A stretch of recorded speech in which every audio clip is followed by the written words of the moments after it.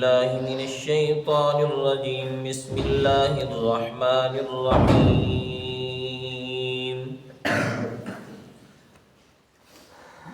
فأزلهما الشيطان عنها فأخرجهما مما كانا فيه وقلنا اهبطوا بعضكم لبعض عدو ولكم في الأرض مستقر ومتاع إلى حين.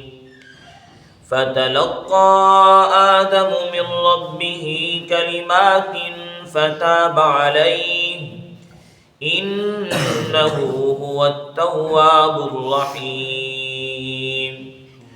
قلنا اهبطوا منها جميعا فإما يأتينكم مني هدى فمن تبع هداي فلا خوف عليهم ولا هم يحزنون. والذين كفروا وكذبوا بآياتنا أولئك أصحاب النار هم فيها خالدون.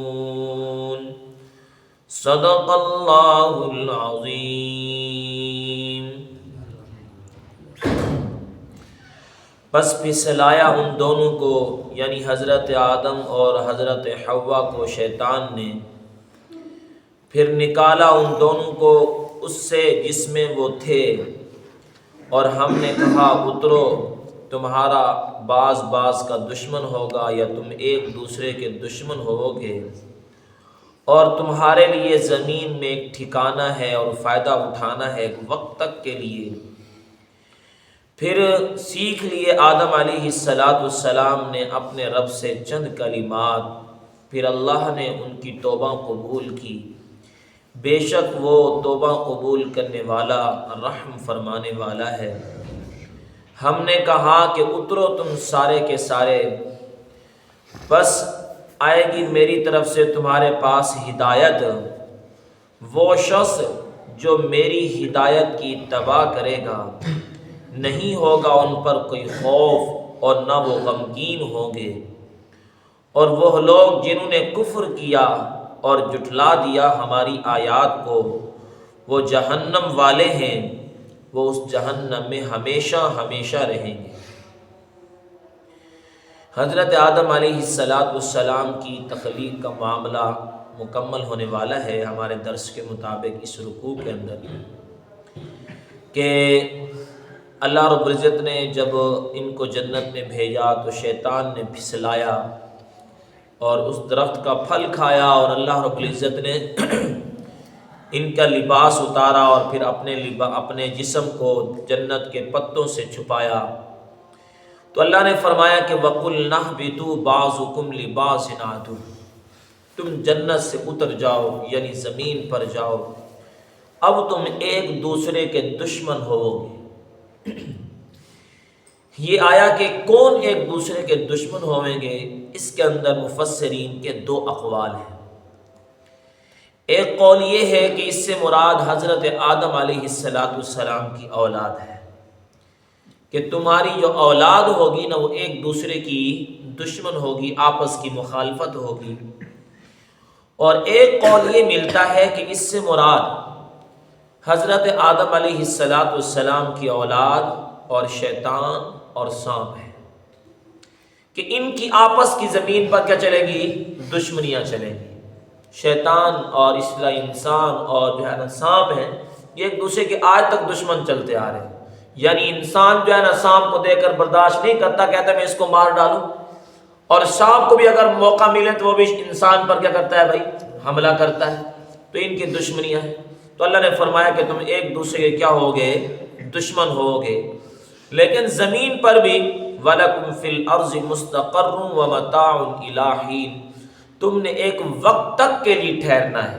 زمین سے نفع، زمین کی چیزوں سے نفع ایک وقت تک کے لیے اٹھانا ہے، پھر واپس کہاں آنا ہے؟ جنت میں آنا ہے. لہٰذا یہ وقت کون سا وقت مراد ہے؟ اگر آدم علیہ السلام کی ذات مراد لی جائے تو پھر تو ان کا وقت ان کی موت ہے، ٹھیک ہے نا. اگر ان کی ساری نسلیں اولاد مراد لی جائے تو پھر کیا ہوگا؟ قیامت کے دن تک، قیامت کے دن تک ان کی نسل چلے گی، تو ان کی نسل کے لیے ہے کہ تم قیامت کے آنے تک زمین سے نفع اٹھا لو، پھر واپس تم نے جنت میں آنا ہے۔ تو یہ گویا کہ زمین پر جو انسان کا مسکن اللہ نے بنایا ہے نا، یہ عارضی مسکن بنایا ہے، یہ عارضی انسان کی رہائش گاہ ہے۔ انسان کو اللہ نے پہلے ہی بتا دیا کہ تم ایک وقت تک کے لیے جا رہے ہو، تمہارا حقیقی ٹھکانہ زمین نہیں ہے، تمہارا حقیقی ٹھکانہ جنت ہے۔ تو اللہ رب العزت نے ایمان والوں کے لیے جو اصلی ٹھکانہ بنایا ہے وہ جنت ہی بنایا۔ اب آدم علیہ السلام کو جب اللہ نے زمین پر بھیجا تو آدم علیہ السلام بہت اللہ سے ڈرے ہوئے، بہت خوف زدہ کہ اللہ رب العزت نے ہمیں جنت سے نکال کر زمین پر بھیج دیا۔ آدم علیہ السلام کا ڈر اس حوالے سے تھا کہ ہم نے اللہ رب العزت کے حکم کی نافرمانی کی، اللہ نے منع کیا کہ اس درخت کے قریب نہ جانا، ہم سے غلطی ہو گئی لہذا ہم نے یہ نافرمانی کی، اب اللہ سے ہم معافی مانگیں۔ آدم علیہ السلام خاموش ہے، کچھ نہیں کہہ رہے، کچھ کہنے کی جرت بھی نہیں ہو رہی کہ خدا نہ خواستہ اب کوئی میری زبان سے ایسا جملہ نہ نکل جائے، اب کوئی ایسا لفظ نہ نکل جائے کہیں اللہ کی اور نہ گستاخی ہو جائے، کہ اللہ کی اور نہ نافرمانی ہو جائے۔ تو آپ نے خاموشی میں وقت گزارا۔ اب اللہ کی رحمت خود متوجہ ہوئی آدم علیہ السلام کی طرف، کہ اب اللہ نے خود اپنی رحمت کو متوجہ کر کے آدم علیہ السلام کو توبہ مانگنے کا طریقہ سکھا دیا کہ مجھ سے تم نے توبہ مانگنی ہے تو کس انداز سے، کس طریقے سے توبہ مانگنی ہے۔ تو جیسا کہ اللہ فرماتے ہیں کہ فَتَلَقَّى آدَمُ مِن رَبِّهِ کلمات، کہ آدم علیہ السلام نے اپنے رب سے چند کلمات سیکھ لی کہ اللہ سے میں نے توبہ کیسے مانگنی ہے، وہ کلمات کیا ہے۔ سورۃ الاعراف کے اندر ان کا تذکرہ ملتا ہے کہ ربنا ظلمنا انفسنا وان لم تغفر لنا وترحمنا لنكونن من الخاسرین۔ حضرت عبداللہ ابن عباس رضی اللہ تعالی عنہما فرماتے ہیں وہ کلمات یہی ہیں کہ آدم علیہ السلام نے اللہ سے دعا مانگی کہ ربنا ظلمنا انفسنا، اے ہمارے رب ہم نے اپنے اوپر ظلم کیا ہے، اللہ نے ہمیں جنت میں بھیجا اور جو ہے نا ہم نے اللہ کے حکم کی نافرمانی کی جس کی وجہ سے ہم زمین پر بھیجے گئے۔ تو ربنا ظلمنا انفسنا، اے ہمارے رب ہم نے اپنے اوپر ظلم کیا، وَإِن لَّمْ تَغْفِرْ لَنَا وَتَرْحَمْنَا، یا اللہ اگر تو نے ہم پر رحم نہ کیا، اگر تو نے ہمیں معاف نہ کیا تو لَنَكُونَنَّ مِنَ الْخَاسِرِينَ، پھر ہم ہمیشہ ہمیشہ نقصان میں پڑے رہیں گے، ہمیشہ ہمیشہ خسارے میں پڑے رہیں گے۔ اب اللہ رب العزت سے انہوں نے یہ توبہ مانگی الفاظ سے، تو اللہ فرماتے ہیں فَتَابَ عَلَيْهِمْ، میں نے ان کی توبہ قبول فرما لی۔ یہ تھا آدم علیہ السلام کا اپنی ذات کے لحاظ سے ندامت، اپنی ذات کے لحاظ سے اللہ کے سامنے شرمندگی کہ مجھ سے اللہ رب العزت کے حکم میں غلطی ہو گئی لہذا میں اللہ سے معافی مانگوں۔ لیکن اللہ کے علم ازلی کے مطابق سمجھیں، اللہ کا علم تو یہ تھا نا کہ آدم علیہ السلام کو اپنا خلیفہ بنا رہا ہوں، جیسا کہ بنانے سے پہلے اللہ اعلان فرما رہے ہیں فرشتوں کے سامنے انی جاعل فی الارض خلیفہ، میں کہاں کا خلیفہ بنا رہا ہوں بھلا؟ زمین کا خلیفہ بنا رہا ہوں۔ لہٰذا آدم علیہ السلام کا جنت سے زمین پر آنا یہ بطور اعزاز اور اکرام کے ہے کہ اے آدم تم زمین پر جاؤ، تم میرے خلیفہ بن کے جا رہے ہو، تم میرے نائب بن کے جا رہے ہو۔ جب کوئی انسان دنیا کے اندر بھی کسی کو اپنا خلیفہ بناتا ہے تو ایک قسم کا ایک اعزاز ہوتا ہے، ایک اکرام ہوتا ہے۔ لہٰذا اللہ رب العزت حضرت آدم کو اعزاز دے رہے ہیں، اکرام دے رہے ہیں کہ اے آدم تم جاؤ، تم میرے خلیفہ ہو زمین پر، میں تیری نسل کو چلانا چاہتا ہوں۔ تو ایک لحاظ سے آدم علیہ السلام کے لیے زمین پر اترنا کیا ہوا؟ اللہ کی طرف سے اعزاز ہوا، ٹھیک ہے نا۔ آدم علیہ السلام کا اپنی ذات کے لحاظ سے اللہ کے سامنے شرمندہ ہونا، توبہ مانگنا، معافی مانگنا، یا اپنی ذات کے لحاظ سے کہ میں نے اللہ رب العزت کے حکم کے اندر بھول کی ہے تو لہٰذا انہوں نے اللہ سے توبہ مانگی، لیکن اللہ کی طرف سے کیا ملا ہے بھائی؟ اعزاز ملا ہے۔ کوئی یہ مت کہے کہ آدم علیہ السلام کو اللہ نے بطور سزا کے زمین پر بھیجا ہے، یہ اللہ رب العزت کی طرف بطور سزا کے نہیں ہے بلکہ بطور اعزاز کے ہے۔ خلافت جب کسی کو عطا کی جاتی ہے سزا کے طور پہ عطا نہیں کی جاتی، خلافت جو ادا کی جاتی ہے وہ اعزاز کے طور پہ عطا کی جاتی ہے۔ تو لہٰذا اللہ رب العزت نے آپ کو اعزاز عطا فرمایا۔ لیکن ایک اور بات جو ایک جماعت کی طرف سے ملتی ہے. ایک تو میں نے بتائی کہ ربنا ظلمنا انفسنا وان لم تغفر لنا وترحمنا لنکونن من الخاسرین، یہ آپ نے توبہ مانگی. ایک اور بات ملتی ہے جماعت کی طرف سے، یقینی بات تو جس پر حضرت عبداللہ ابن عباس کے قول کی مہر ہے وہ تو یہی ہے. دوسری کہ آدم علیہ السلام نے جو اللہ سے توبہ مانگی تھی نا، وہ یہ کہا تھا کہ یا باری تعالی مجھے محمد صلی اللہ علیہ وسلم کے واسطے سے معافی عطا فرما دے. تو اس پر اللہ رب العزت نے پوچھا کہ اے آدم تو کیسے جانتا ہے اس کو؟ تو آدم علیہ السلام نے فرمایا، عرض کی یا باری تعالیٰ جب آپ نے مجھے پیدا کیا تو میں نے دیکھا کہ تیرے عرش کے پایوں پر لکھا ہوا تھا لا الہ الا اللہ محمد الرسول اللہ، جنت کے دروازوں پہ لکھا ہوا تھا. تو میں اس پر بڑا متوجہ ہوا کہ وہ کون ہوں گے محمد جس کا نام اللہ نے اپنے نام کے ساتھ جوڑا ہے. تو میں اس نتیجے پہ پہنچا کر ان کا مقام اتنا بلند ہوگا کہ جس کے نام کو رب نے اپنے نام کے ساتھ جوڑا ہے. تو اللہ رب العزت سے ان کا واسطہ دے کے معافی مانگی تو اللہ نے معاف کر دیا. لیکن جو راجع بات ہے پہلے والی میں آپ کو بتا چکا ہوں، جس کو حضرت عبداللہ ابن عباس رضی اللہ عنہ فرما رہے ہیں کہ اور قرآن بھی اسی بات کو تذکرہ ذکر کر رہا ہے کہ ربنا ظلمنا انفسنا وان لم تغفر لنا، کہ اللہ سے ان الفاظ کے اندر توبہ مانگی. اور رب نے الفاظ خود سیکھا ہے آدم علیہ السلام. انہ هو التواب الرحیم، بے شک اللہ توبہ قبول کرنے والا رحم کرنے والا ہے. لکھا ہے کہ جب ہم نے اپنے اسلاف کی زندگیوں کو پڑھا، جب کسی نے اسلاف سے پوچھا کہ ہم اللہ سے توبہ کیسے مانگے، تو ہر کسی سے یہی جواب ملا اللہ سے ایسے توبہ مانگو جیسے حضرت آدم نے توبہ مانگی تھی. اب توبہ کیا ہوتی ہے کہ جیسے حضرت آدم نے توبہ مانگی ایسے توبہ مانگو. توبہ کے اندر 3 چیزیں شرط ہے میرے بھائی، اس کے بغیر توبہ نہیں ہوتی.